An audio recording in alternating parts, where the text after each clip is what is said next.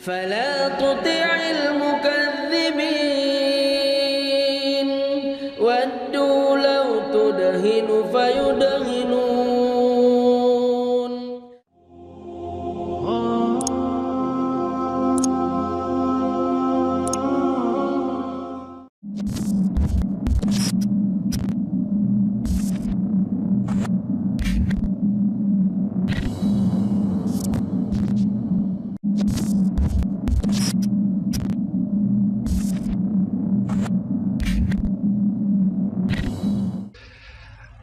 He said that he went from Catholicism into Islam. I went from Catholicism toward the Protestant churches.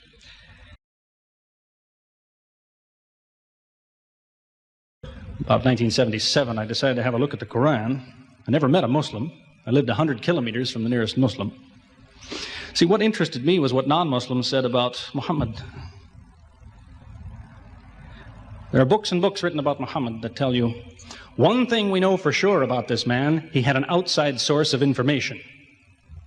One book I've got says the Quran was written by a committee,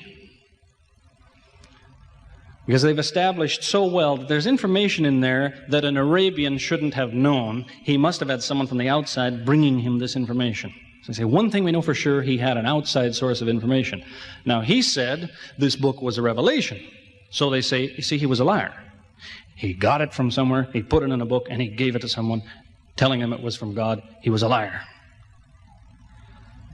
Other people write books and books on the subject of Muhammad, and they say, one thing we know for sure, he thought he was a prophet. He was crazy. Because they look at his life very carefully, and they see episodes like, for example, when he hid in the cave with Abu Bakr. He was running from the whole city who wanted to kill him, and he hid in the cave, and when the Meccans came running up to the cave to kill them, what did he say to his friend? Did he tell him, see if you can find a back way out of the cave? What he told his friend was, relax. He was telling him, I see what you see, but he said, God is with us. God will save us. So people on that basis, they say, you see, he thought he was a prophet. He thought God was with him because he said things like that. He wasn't a liar. They never seem to realize that one man can't be both. So you can't be a liar and a crazy man at the same time. If you think that an angel gives the words of God in your ear, and somebody says, I have a question for you, what does God tell you about this thing? I want to hear an answer tomorrow. If you're a crazy man, if you think an angel whispers in your ear, then you don't sit up that night thinking, what will I tell him tomorrow? What can I find? Who knows the answer? You're crazy. You think the angel will tell you the answer. You don't go and look it up somewhere. You see, you can't be a liar and a crazy man at the same time. You can be one or the other or neither, but you can't be both. You see, I read 2 non-Muslim biographies of Muhammad. One was by Rodenson, who's an atheist, who hated the man. But many interesting things come up about his life that I had to wonder about. One story that's told is that when he was an older man, he had a son named Abraham. The son died when the child was 2 years old. The same day the boy died, there was an eclipse of the sun. The sky went dark. And the Muslims came running to their prophet and said, look, it's a miracle. Your child died and the sky went dark in sadness. It occurred to me, see, if he was a crazy man, he'd probably believe what they said. He'd probably think, yes, it's a miracle. My child died, the sky is dark. Yes, it's a miracle. If he was a crazy man. If he was a liar, he would have taken advantage of it. He would have said, yes, right, my child died, the sky is dark, you tell everyone, it proves I'm a prophet. It's a miracle. But what did he do? He became angry with the Muslims. He told them that was nonsense. He was angry with them. How dare you say that? He said the sun and the moon are signs of God, and they don't worry themselves about the birth of a man or the death of a son of Muhammad. Doesn't look very crazy. Doesn't look much like a liar. Now, you have a third alternative, of course, which people tell you all the time. They say, no, he was not a liar. He was not a crazy man. He was deceived by the devil. deceived by the devil. It's an interesting idea, but whatever you say, you better be ready to back it up. There's a lot of difficulties with that idea. For example, there is a verse in the Quran which tells the reader about a good habit to develop. It tells him, before you read this book, always say, A'udhu billahi minash shaitani rajim, which means, I take refuge in God from Satan the rejected. Is this Satan who wrote this? Who said, before you read my book, ask God to save you from me? Is that Satan who wrote that? As Jesus said, if Satan is divided against himself, then his kingdom will fall. He's fighting against his own interests. So let me finish with a story that illustrates a point. As I said, there's many theories and many explanations around. Many explanations. But an explanation, something somebody tells you, is just so much air coming out of his mouth unless he has proof and unless he offers you something that you can use to falsify it. You see, there's many theories of how do the planets go around the sun and how do the stars burn and all the rest of it. Many theories. Most of them are just so much wind. Scientists pay no attention to them because they don't contain something that could be checked to prove it false. You see, Einstein was considered an intelligent man because when he offered his theory in 1905 and again in 1915, he didn't just offer a theory, he said, here's 3 ways to prove I'm wrong. Now it's worth listening to. He's told me, here's 3 different things you can do. If you can do this, I'm wrong. Here you are. Is there anything like that in Christianity? Has the Christian ever said, you want to prove I'm wrong? All you have to do is this.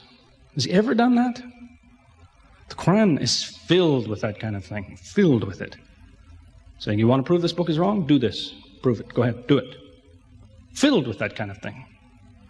There's an example of it that made a big impression in its day, during the lifetime, 14 centuries ago, of the Prophet of Islam.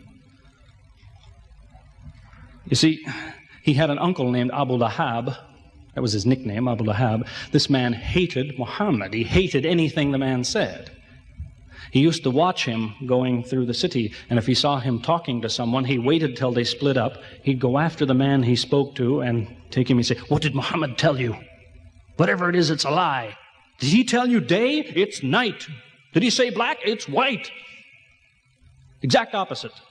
Whatever he heard the Muslims say, he said the opposite. That was the way his mind worked. There's a little chapter of the Quran called Lahab, and it says about this man that he'll never change. It condemns him to hell, Jahannam.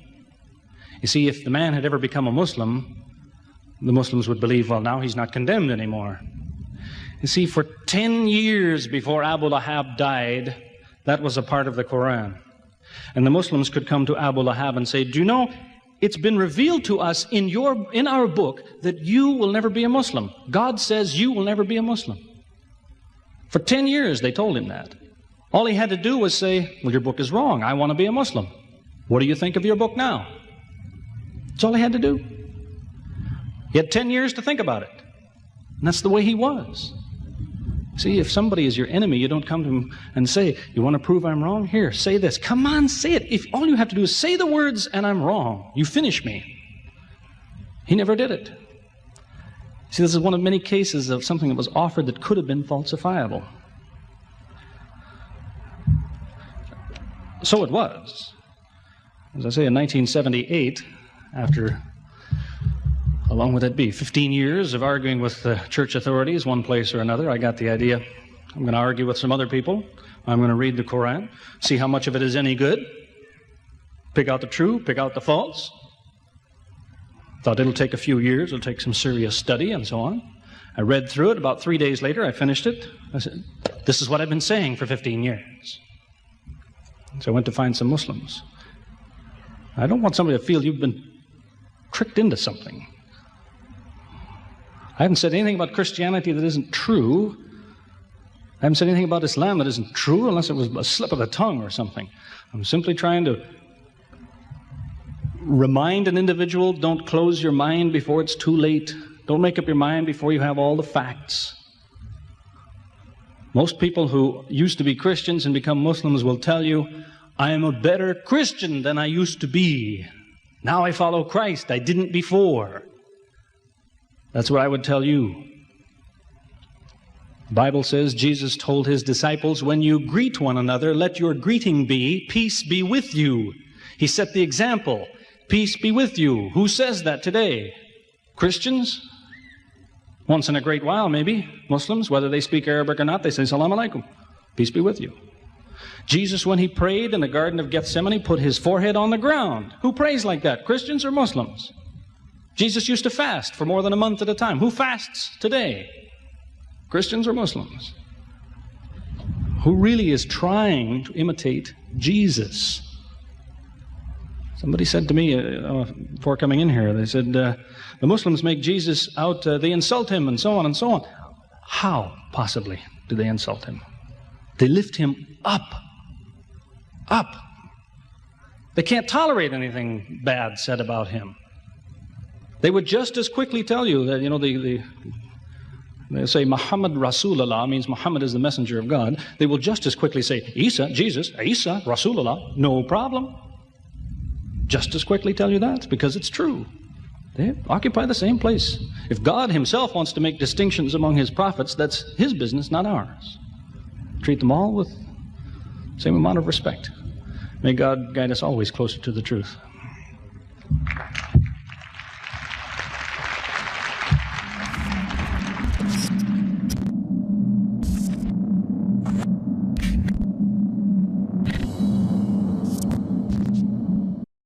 ولا تطع كل حلاف مهين هماز مشاء بنميم